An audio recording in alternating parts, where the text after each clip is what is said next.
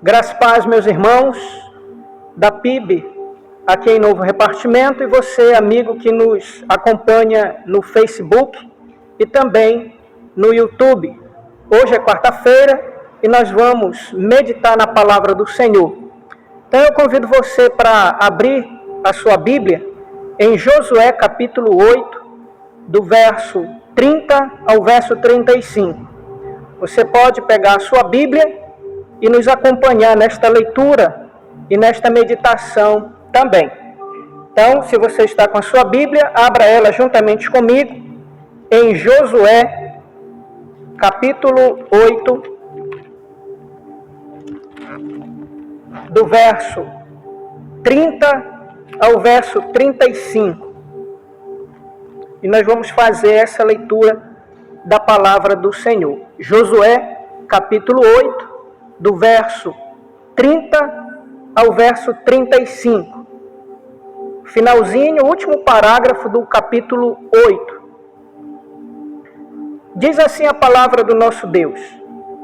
Então Josué edificou um altar ao Senhor, Deus de Israel, no monte Ebal, como Moisés, servo do Senhor, ordenara os filhos de Israel segundo o que está escrito no livro da lei de Moisés, a saber, um altar de pedras toscas, sobre o qual se não manejará instrumento de ferro. Sobre ele ofereceram holocaustos ao Senhor e apresentaram ofertas pacíficas. Escreveu ali em pedras uma cópia da lei de Moisés, que Jair te havia escrito diante dos filhos de Israel.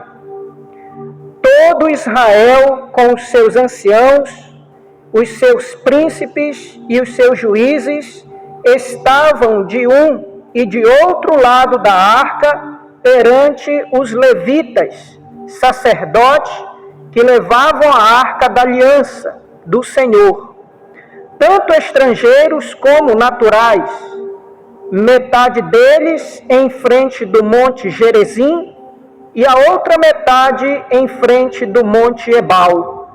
Como Moisés, servo do Senhor, outrora ordenara que fosse abençoado o povo de Israel.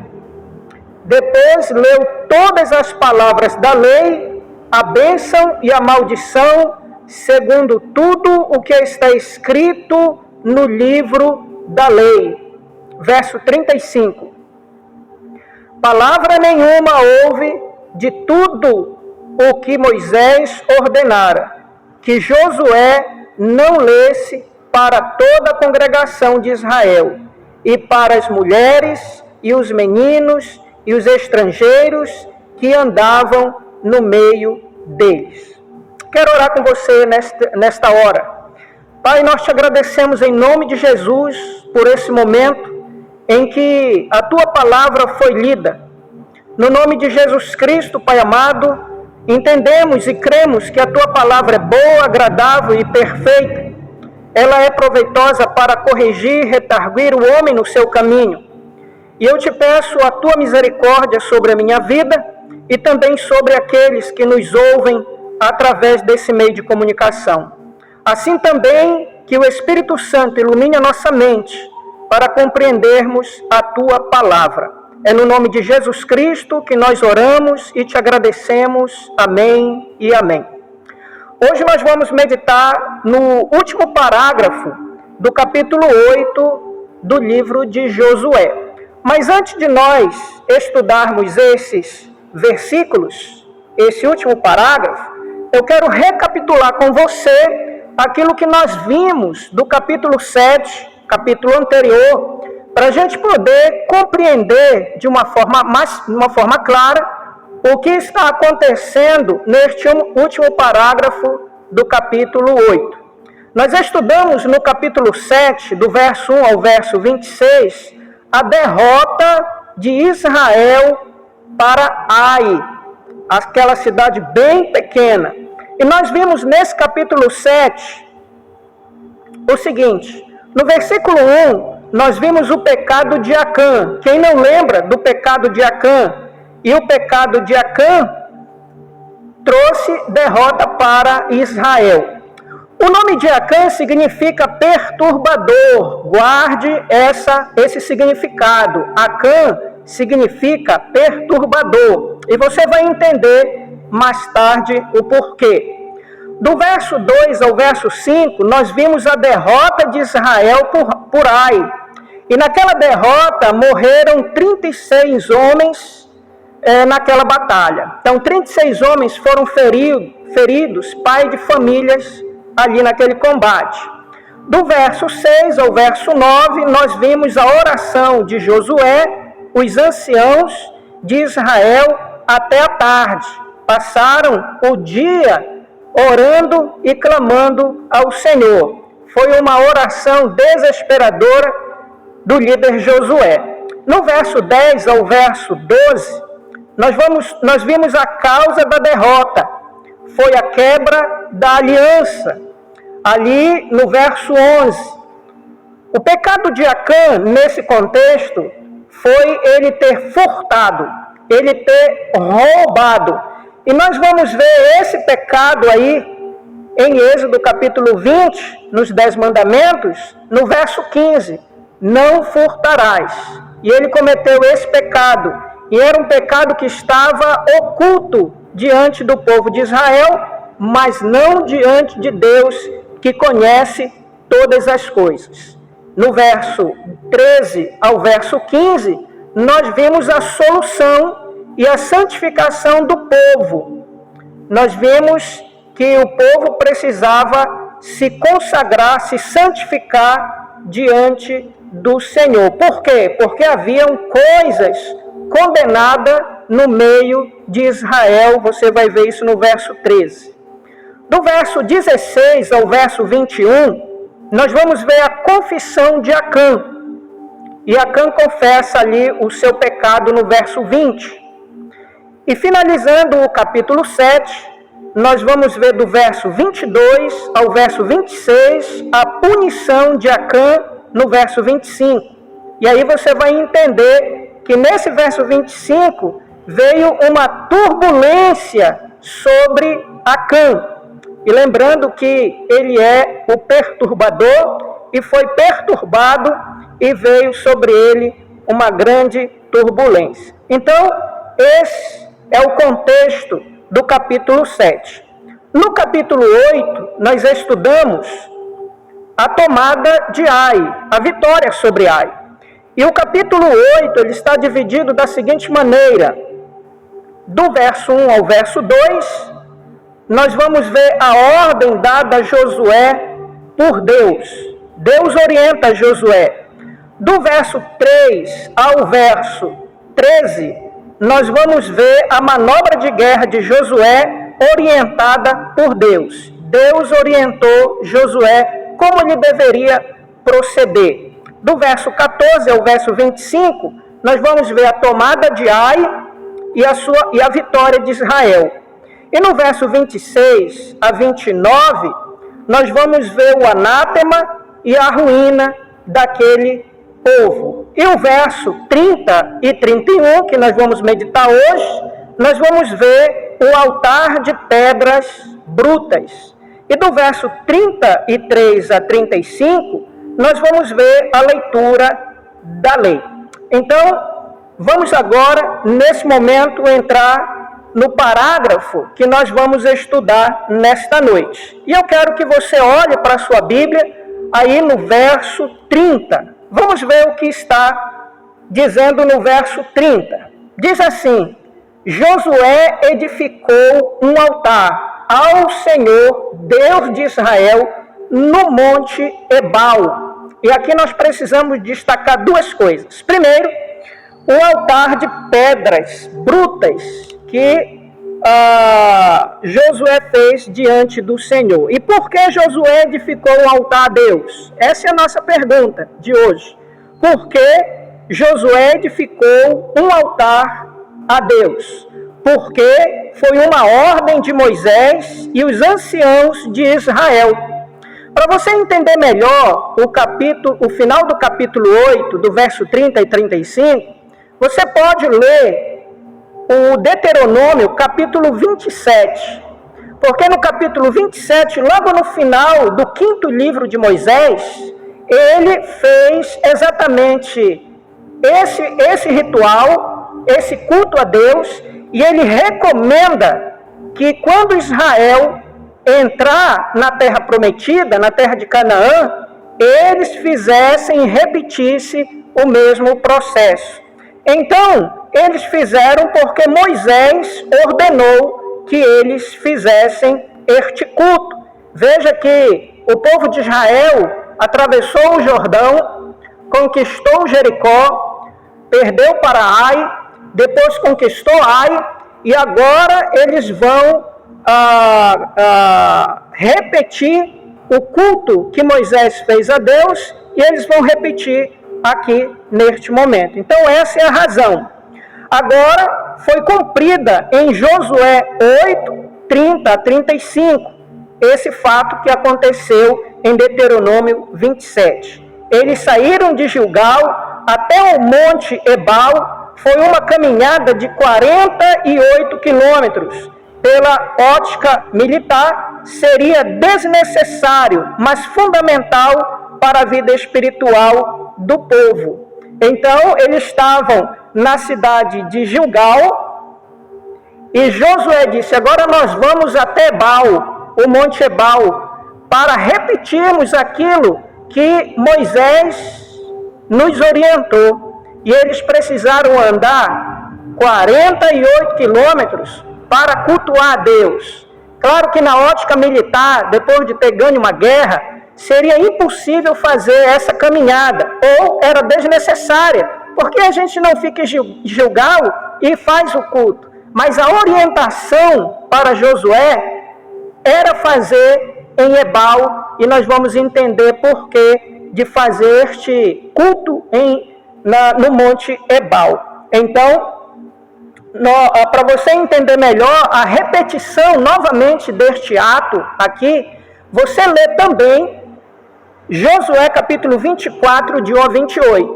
Então, o tema da nossa meditação hoje, que emana do próprio texto, é a renovação da aliança. E essa aliança, ela vem se renovando, é um tema que se repete na vida de Israel. Nós vimos isso em Deuteronômio, capítulo 27, nós vimos isso agora no capítulo 8, de 30 a 35, e ela vai se repetir no último capítulo de Josué, essa renovação da aliança, do capítulo 24, de 1 a 28. O texto aqui, ele é paralelo ao texto que nós estamos lendo e também o texto de Deuteronômio. E Josué fez aliança com o povo e lhes pôs o estatuto, os mandamentos do Senhor. Este altar que Josué fez para cultuar a Deus, ele representa um ato de adoração e culto a Deus. Então, depois da vitória, nesse momento eles foram para Ebal para cultuar e também para adorar ao Senhor. Talvez por consequência dos fatos anteriores que o povo passou. Então vamos relembrar os fatos anteriores e quero lembrar os irmãos que esse culto, ele é também um culto de ação de graças, um culto de gratidão a Deus. Então, nós vimos no capítulo 7 que houve o pecado oculto de Acã, Deus precisou revelar este pecado. Nós vimos também que houve o castigo, que foi a derrota de Israel para o povo da cidade de Ai.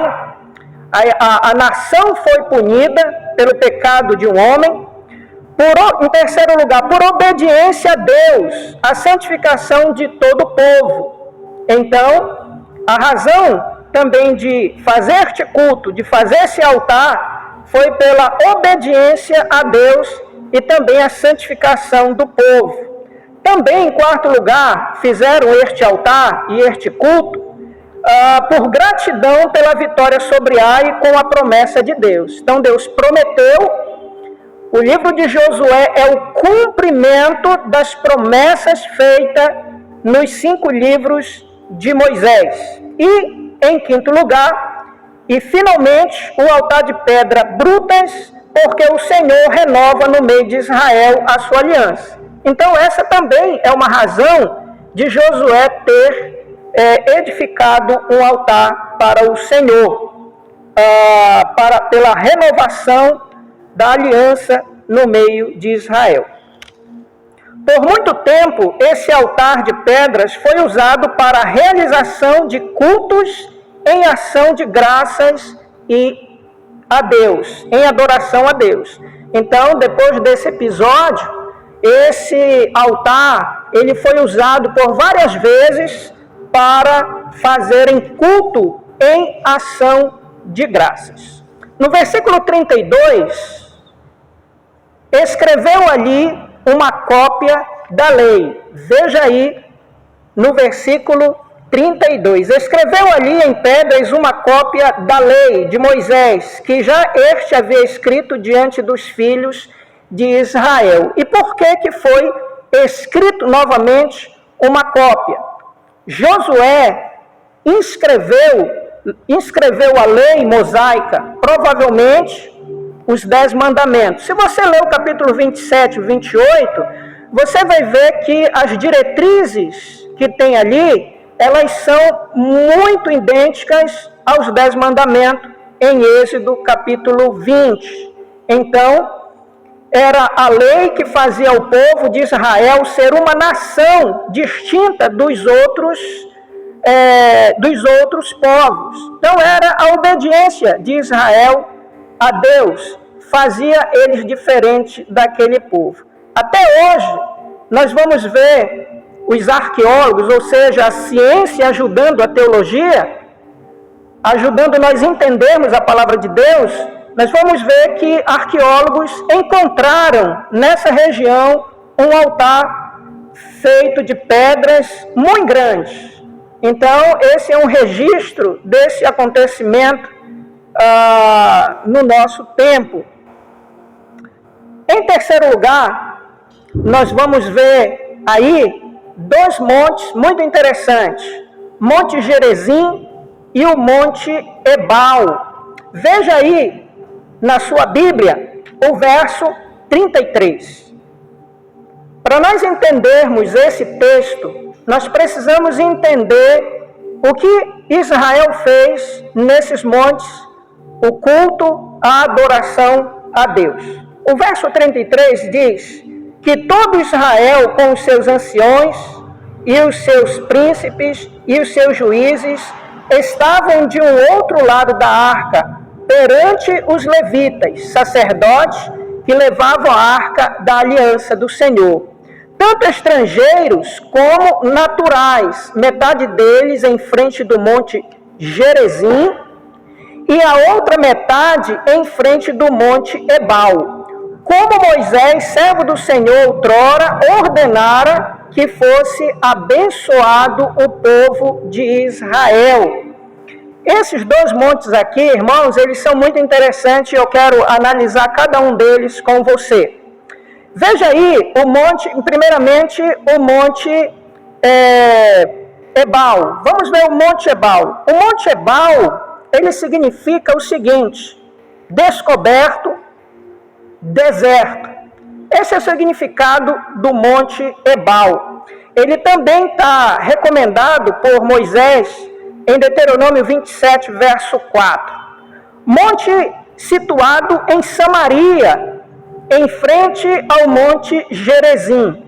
O Monte Ebal e o Monte Gerizim são 2 montes muito semelhantes, até chamado de gêmeos por alguns escritores. E nós vamos ver, primeiramente, o significado de Ebal. Como disse, Ebal é um monte descoberto, talvez não houvesse vegetação nesse monte, mas somente rochas ali. E nesse monte Ebal eram pronunciadas as maldições, que estão escritas lá em Deuteronômio 27, de 4 a 26. E eu quero ler uma delas com você. Depois você vai ter oportunidade de ler, mas eu quero ler do verso 16, uma delas, que diz assim: maldito aquele que desprezar a seu pai ou a sua mãe, e todo o povo dirá amém. Veja que o verso 33 diz que o povo foi separado meio a meio. Uma parte para o Monte Ebal e uma para Gerizim. Para o Monte Ebal foi a tribo de Rubens, Gad, Aser, Zebulon, Dan e Naftali. Ou seja, eles ficaram nesse Monte Ebal. E no Monte Ebal foi lida essas maldições. E quando chegava no final da leitura de cada uma delas, todo o povo, e eu quero lembrar os irmãos e amigos, que quando o povo de Israel atravessa o Jordão, são quase 1 milhão de pessoas que atravessam o Jordão. Então, em uma só voz, após ler essas maldições, o povo dizia amém. Quero repetir o verso 16 de Deuteronômio 27. Maldito aquele que desprezar a seu pai ou a sua mãe. E o povo diz amém. Ou seja, amém, todos nós sabemos que significa assim seja. Então todo o povo estava concordando que quem infringisse essa lei deveria ser punido. E vamos ver agora o Monte Gerizim. O Monte Gerizim estava, claro, em frente do Monte Ebal. Você vai ver isso em Deuteronômio 27, 12. E no Monte Gerizim foi lido as bênçãos. E quem estava nessa parte do monte? Estava ali a tribo de Simeão, Levi, Judá, Isacar, José e Benjamim. E dali foi lido as bênçãos. Eu quero ler uma dessas bênçãos. Eu quero ler uma dessas bênçãos para você, porque muitas pessoas que declaram esta bênção, elas declaram somente a parte A do verso. E o interessante dessa bênção não é a parte A, é a parte B, é o cumprimento dela. E eu quero ler ela com você. Está no verso 13, Deuteronômio 28, verso 13 diz assim: o Senhor te porá por cabeça e não por cauda. Vou repetir. O Senhor te porá por cabeça e não por cauda, e só estarás em cima e não debaixo, se obedeceres aos mandamentos do Senhor, teu Deus, que hoje te ordeno para os guardar e cumprir. Quando o povo estava declarando as bênçãos, não havia um amém, porque não é uma condicional, é uma ordem. O povo deveria cumprir, porque foi Deus que determinou. E ali, nesse monte, os samaritanos construíram o seu templo. Neste monte, Gerizim, monte da bênção, monte das declarações das bênçãos, os samaritanos, que são muito conhecidos nos evangelhos e no Novo Testamento, e construíram o seu templo. E eu quero chamar a sua atenção para um episódio que todos nós conhecemos, que foi o encontro de Jesus com a mulher samaritana. Quem não leu esse texto, ou alguém já ouviu uma mensagem sobre ele? Está lá em João, capítulo 4, do verso 20 ao verso 21. E você vai entender um pouco sobre aquela conversa, uma parte da conversa da mulher samaritana com Jesus, no 4:20, João 4:20, quando ela diz assim: nossos pais adoraram neste monte. Que monte ela está dizendo? Monte Gerizim, monte da bênção. Nossos pais adoraram neste monte. Vós, entretanto, os judeus, dizeis que em Jerusalém é um lugar onde se deve adorar. E a resposta de Jesus foi a seguinte: disse-lhe Jesus: mulher, podes crer-me que a hora vem quando nem neste monte, nem em Jerusalém, o adorareis o Pai? Quem era esta mulher? Qual era o seu pecado? era o pecado de que ela tinha muitos homens, muitos maridos, e nenhum era o dela. Se você observar em Deuteronômio 27, Deuteronômio capítulo 28, 27, onde vai falar das maldições, você vai ver lá que não se pode cobiçar, não se pode cobiçar a mulher do próximo, o marido do próximo, as coisas do próximo, os bens do próximo. E aquela mulher começa a fazer uma reflexão sobre sua vida, porque ela queria estar no Monte da Bênção, mas ela esquecia que no Monte Ebal havia também a consequência da desobediência pelo pecado. Assim também, aqui está sendo lembrado o pecado de Acã. Qual foi o pecado de Acã? Ele roubou, ele furtou, e ele furtou de Deus, porque os despojos de Jericó eram de Deus, e ele roubou a Deus, e ali ele foi punido pela lei de Deus. Amém? Então, nós vimos aí que o Monte Ebal e o Monte Gerizim, no Monte Ebal foi lido as maldições, no Monte Gerizim foi lido as bênçãos do Senhor, e esses dois montes, eles vão aparecer também no Novo Testamento. O versículo 34, nós vamos ver a leitura de todas as palavras da lei. Então, houve leitura de todas as palavras da lei, porque Moisés mandou, e é muito interessante, porque este culto aqui de adoração a Deus, na sua liturgia, é enfático a palavra de Deus. Não somente as bênçãos e as maldições, mas o povo precisava caminhar em cima dessa palavra. O que determinava a bênção e a maldição era o modo como estes andavam diante do Senhor. Eu quero lembrar você, quando Paulo escreve o Evangelho, quando escreve a carta aos Efésios, capítulo 1, 2 e 3 vai falar sobre doutrinas, mas o capítulo 4, 5 e 6 vai falar sobre o modo como a igreja deve andar diante do Senhor. E o versículo 1, capítulo 4, verso 1, Paulo diz assim: rogo-vos que andeis de modo digno da vossa vocação. Irmãos, essa aliança no Antigo Testamento é a continuidade da segunda aliança que Deus fez em Cristo Jesus comigo e com você. E nós precisamos andar, sim, em cima das bênçãos e ter cuidado para não infringir, porque sobre nós vem a consequência. Porque Deus continua perdoando os nossos pecados, mas nós vamos ser responsáveis pelas consequências dele. Assim como Acã, assim como a mulher samaritana. Então, através dessa palavra, vem a bênção e também vem a maldição.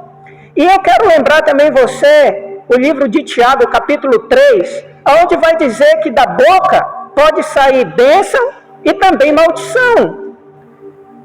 Então nós temos que ter cuidado com a nossa conduta, com o modo de vida que nós temos aqui nesta terra.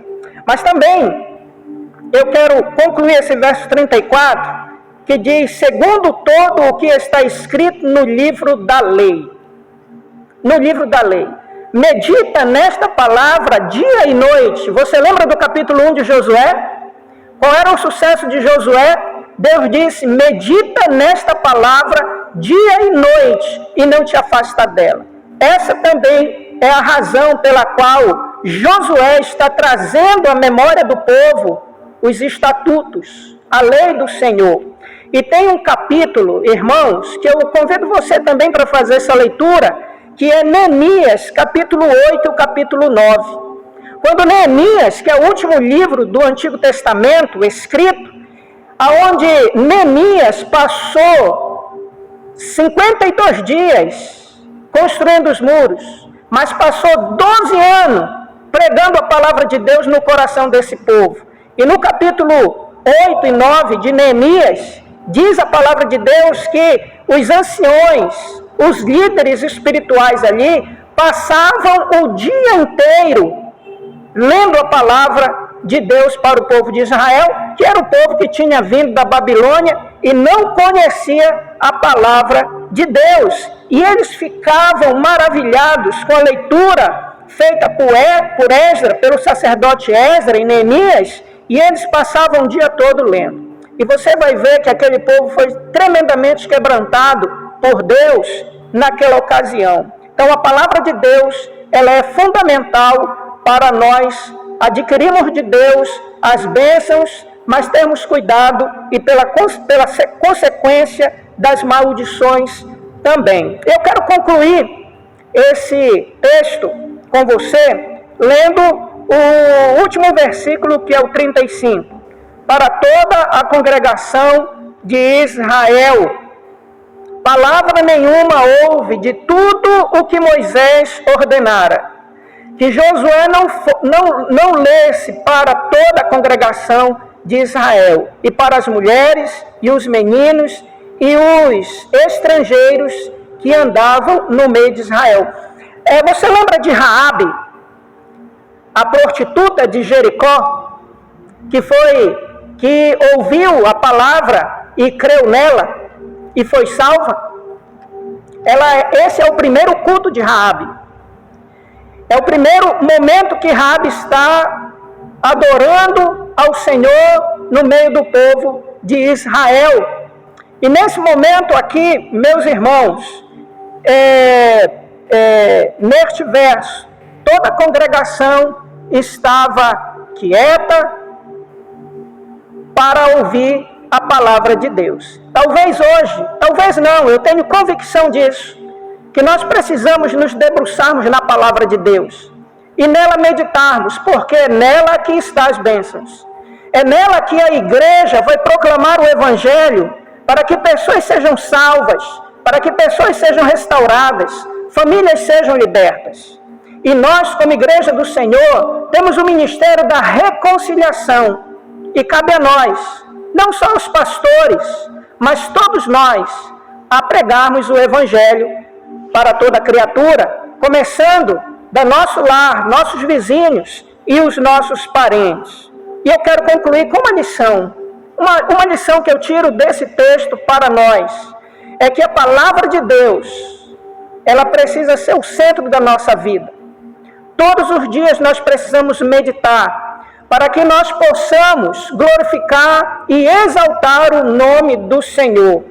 E de vez em quando, e de quando em vez, nós precisamos também prestar cultos de louvor e adoração diante do Senhor, mas com o coração temeroso, com o coração também arrependido da nossa conduta, para que o Senhor derrame sobre nossas vidas a sua misericórdia.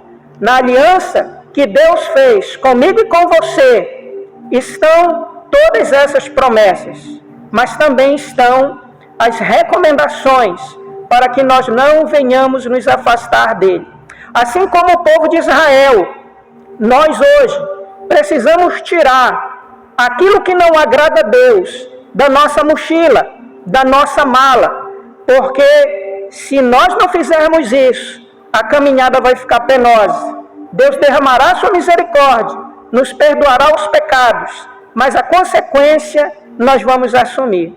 Que a graça de Deus esteja sobre sua vida e que Deus te abençoe.